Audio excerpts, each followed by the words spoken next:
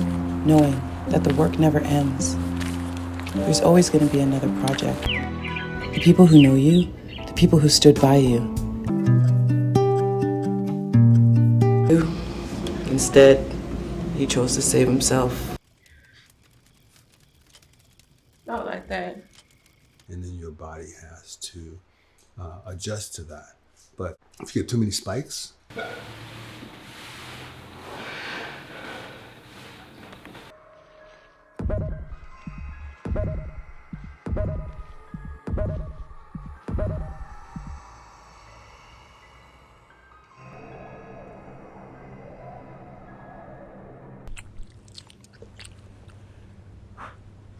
This place is too much. It's learning recovery. It's all part of the steps. Hello, and welcome back to my channel. Welcome back if you're returning, and welcome if you're new here. Today I'm going to talk about film school and some of the projects that I made while I was in film school.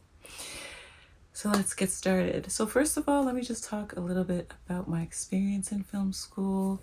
I would have to say it was interesting. That's what I would definitely have to say.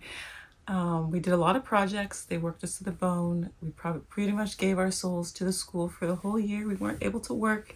Some people did work, but it was extremely difficult. You had to have a very, maybe like working an evening job or like a casual job or something that you already had before that your employer was okay with you going to full-time film school at the same time with.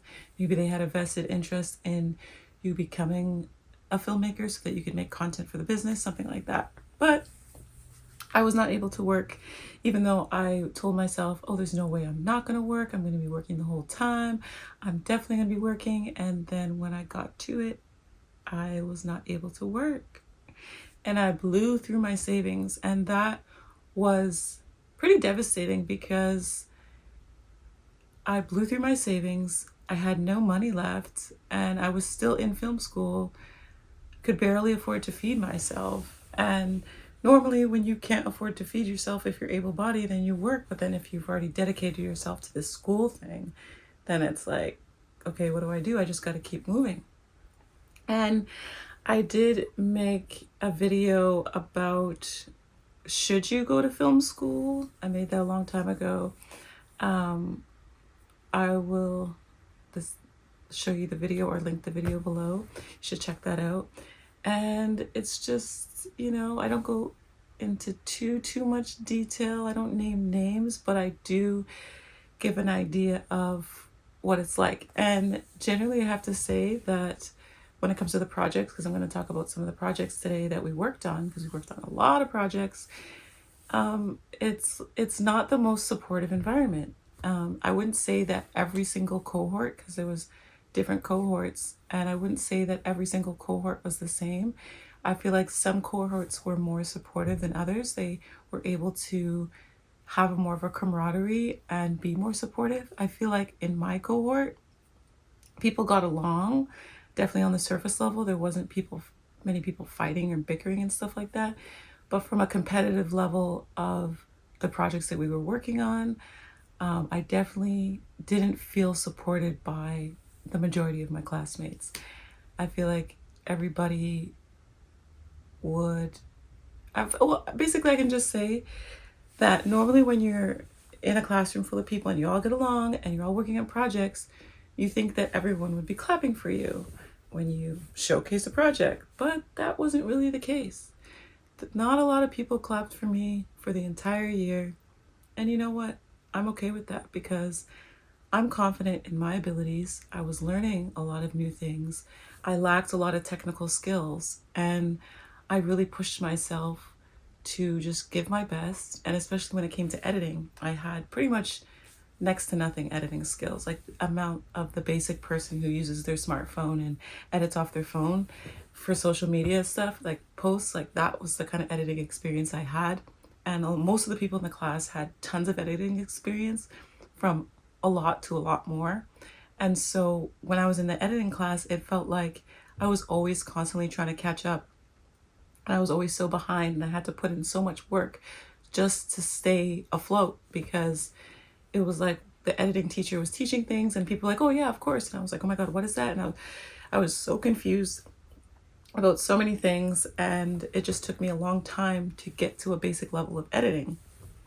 And maybe you could say some of my projects reflect that, but I feel that I gave my best effort and I produced some decent stuff in film school for the duration of time that I was there. And then, of course, we did our grad film at the end. And I feel like because I literally spent months editing that film, that grad film, maybe some people spent weeks. I literally spent several months and like full days of working on it, just because I did not have the skill set of editing, and I really had to put in a lot more work just to be able to produce something of quality, to be able to showcase for the program, for the class, for my grad film screening. And personally, I am very proud of all the things that I did. And not to say that nobody cheered for me. There were a few people that did cheer for me, that were supportive. There were some really, really cool people that I was able to really connect with. But then also, it's like, it's not like the majority of the classmates were mean. It was like maybe 75% of them were really nice, 25% of them were not nice. And then of the 75%, I would say 50% of them were nice, but they weren't really like cheering for me, if you know what I mean.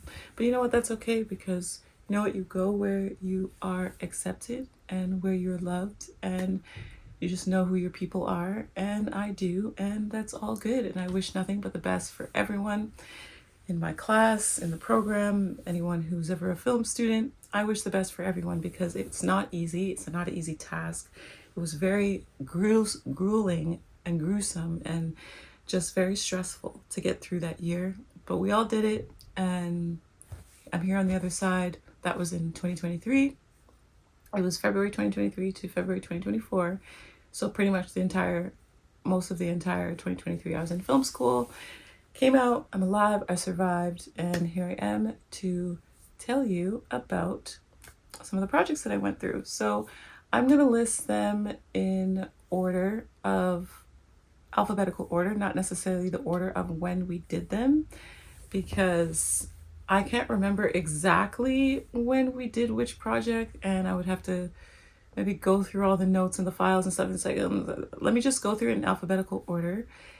I'm pretty sure the first one we did was the biofilm, which is the first one I'm going to talk about. And then the last one we did was the grad film. But the last one I'm going to talk about is the web short, because it's a W, and the grad film, my title was Sobered, so it was an S. So I just went based off of my hard drive list, alphabetical order of the projects that we worked on. So let me get started on some of the projects that we worked on. So we have, okay, so we have the biofilm. Okay. So let's see. Oh. Okay. Yes.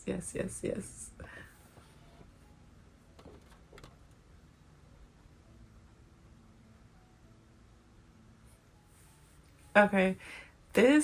I really love this biofilm, because it was like a personal project that we got to work on, and it was a lot of fun. It was so much fun to make, and you really got to just put in a little bit of your personal story.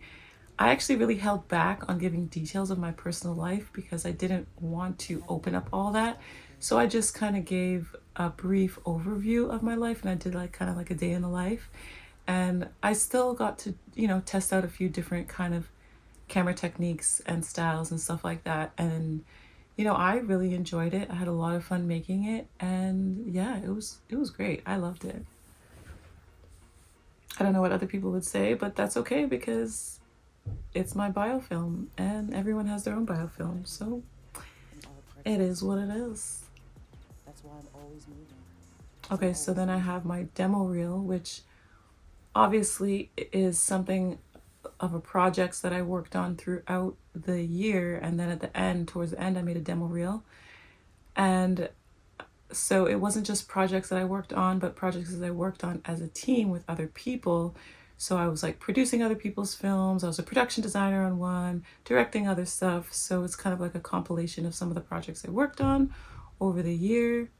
And yeah. Yeah. hmm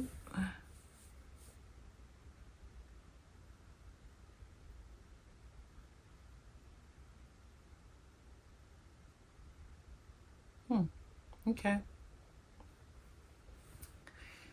So then next I have my documentary teaser.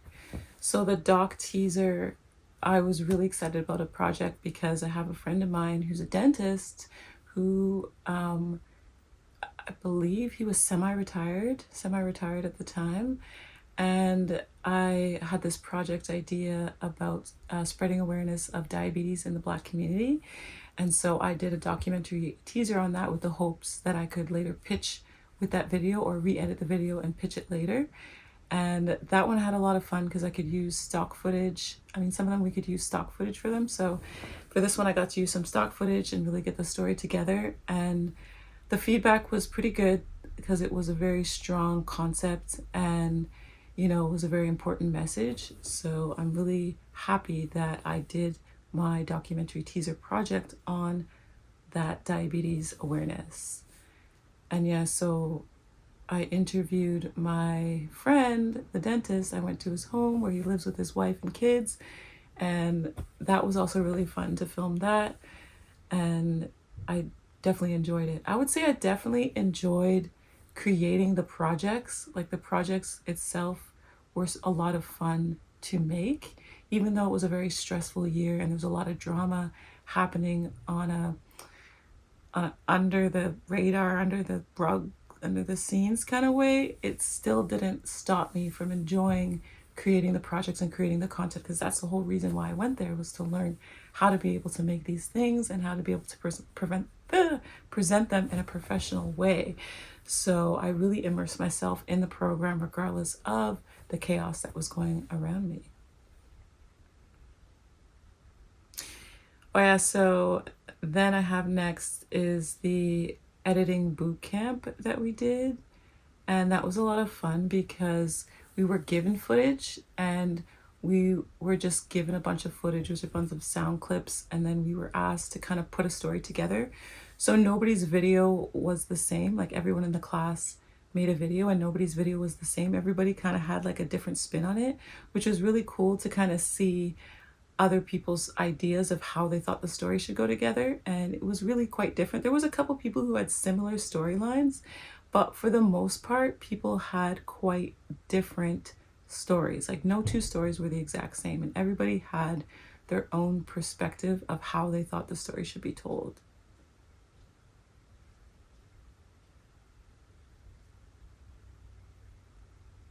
Yeah, so I enjoyed that. That was a lot of fun.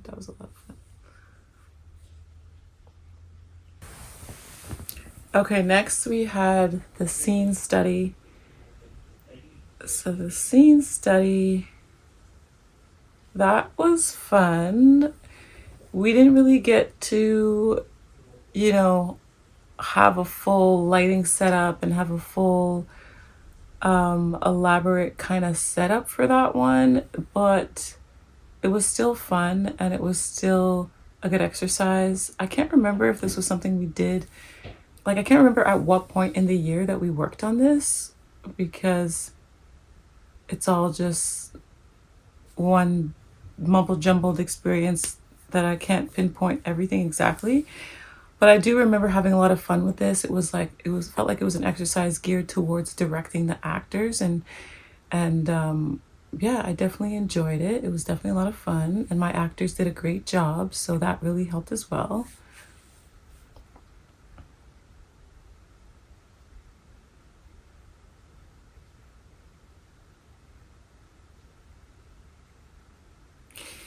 Okay, yeah, so we did this project called the silent film, and that was such a fun project. I'm pretty sure we did that closer to the beginning of the year, and it was definitely a lot of fun. And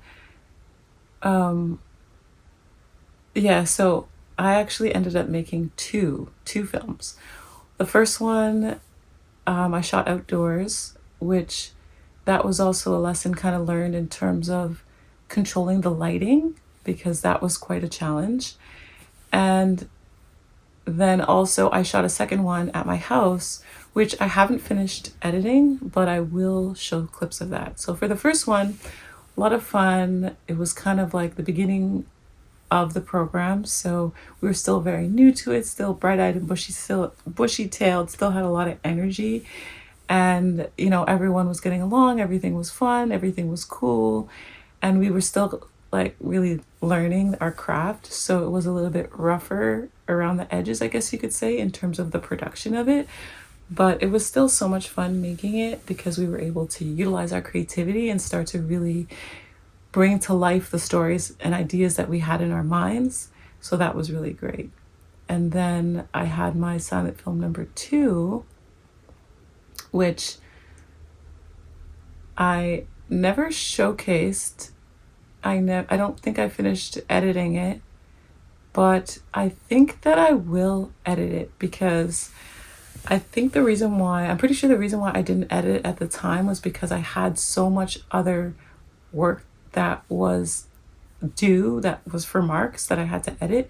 So I didn't want to spend time on something that wasn't for marks, if you know what I mean. And then I thought, oh, I'll just get to it later. But then they just kept piling on more and more projects, so I didn't really get to it later, if you know what I mean. So yeah, that's kind of what happened with that. But I did enjoy telling the story, and I most likely I will edit this video. I'll probably have a little bit of time in the coming weeks before the end of the summer. So I'll probably edit this video and then I will post it, because, you know, why not? I mean, I might as well start posting some of the stuff I made. It's been a while now that I've been out of film school, and it's my work. So even though I might look at it and be like, ooh, I was kind of a bit newer at this time and I didn't fully know how to edit, but it's like, at least with this one, I can edit it now, which is a progression of the experience of editing that I have, rather than editing it right after I made it. I think that it will be a little bit smoother to be able to edit it now that I have a little bit more experience of editing under my belt. So yeah, so that was definitely a fun one to make. And I had some actors that I would have like appear back in some of the same projects. So it was really nice that I was able to, you know, choose my own actors and really just tell the story the way that I wanted to tell the story. So yeah, it was a lot of fun. Oh yeah, so now I'm going to talk about my grad film.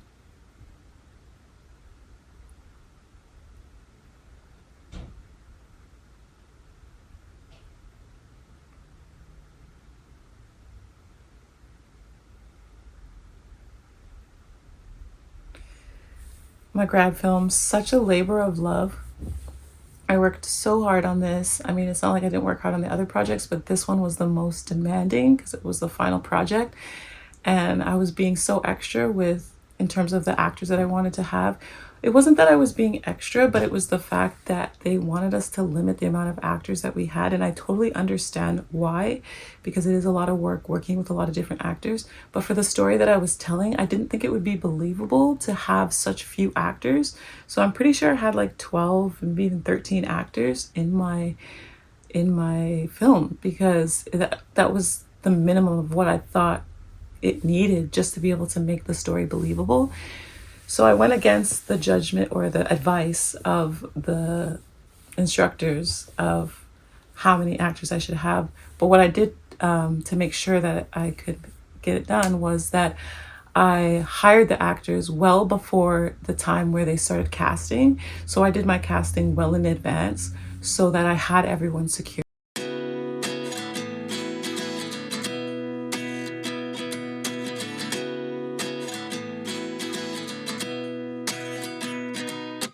At 29 and I find myself wondering what did happen to the last 10. I ran away with